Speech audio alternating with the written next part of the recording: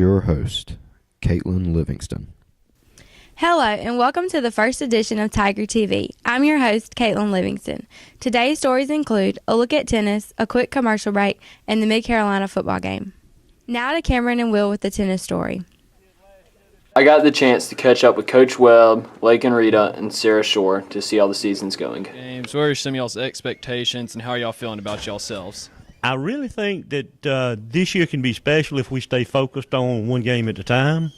Our girls have never won a region championship, but I honestly believe that with some hard work, I believe we can accomplish that this year. How are y'all's 1 through 5, and how deep are y'all?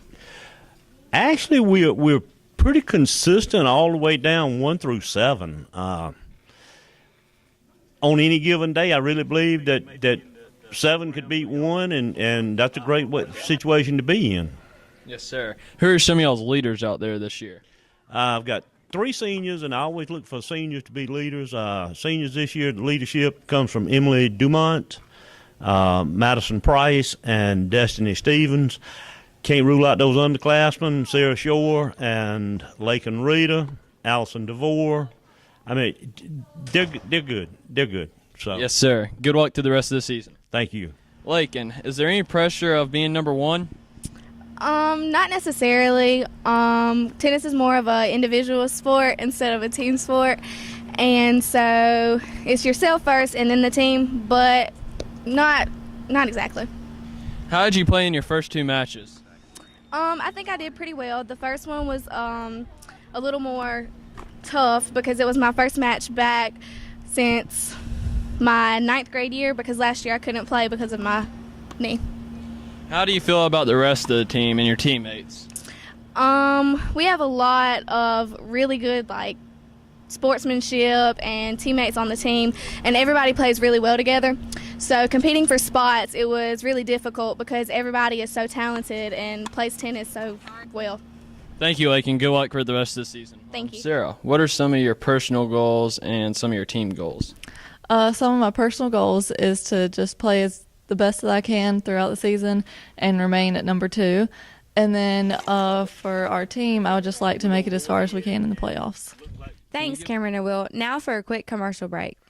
Yearbooks are now on sale. If you order by October, you have your name engraved on the front. And this year's yearbook will be all color. Cut. Leslie, you got to do this a little bit more exciting, okay? You got to sell this yearbook. Kind of like this.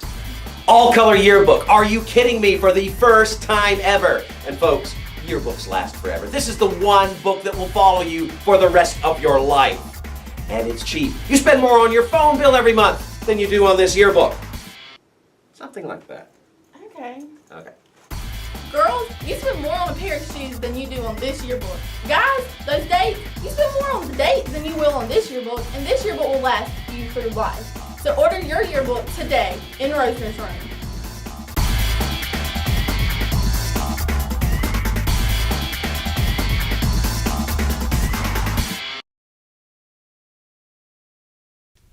After a week 0 loss to Strom Thurmond, the Tigers bounced back the following week with a win over Ridge Spring. In week 2, the Tigers were looking for another win over Mid-Carolina. The Tigers get things started with a 6-yard touchdown run by Malik Brooks, with the Yepes PAT making it 7-7 late in the first quarter. At halftime, the score is tied 7-7. Saluda receives the ball to start off the second half. Malik Brooks sprints to the end zone from 29 yards out, making it 14-7 Tigers with 10-11 left in the third quarter. With the Tigers inside the 25, Tyro Abney lobs a pass into the corner of the end zone to Raekwon Hartley to make it 21-7 with 7:14 left in the third quarter. The Tigers are once again in deep territory. From the Wildcat, Malcolm Wiggins finds his way into the end zone to make it 28-7. Brooks powers his way into the end zone from 5 yards out, making this his third of the game and stretching the lead to 35-7 with 9:30 left to go in the game. 4, 5, 6, 7, 8, 9, 10. To finish off the scoring, Nakel Rowland plows into the end zone, and with Strickland's PAT, that makes it 42-7 Tigers, propelling the Tigers to 2-1 on the season. Thanks, guys. Come out tonight to support the Tigers as they take on Batesburg. I'm Caitlin Livingston signing off for Tiger TV. Have a great weekend.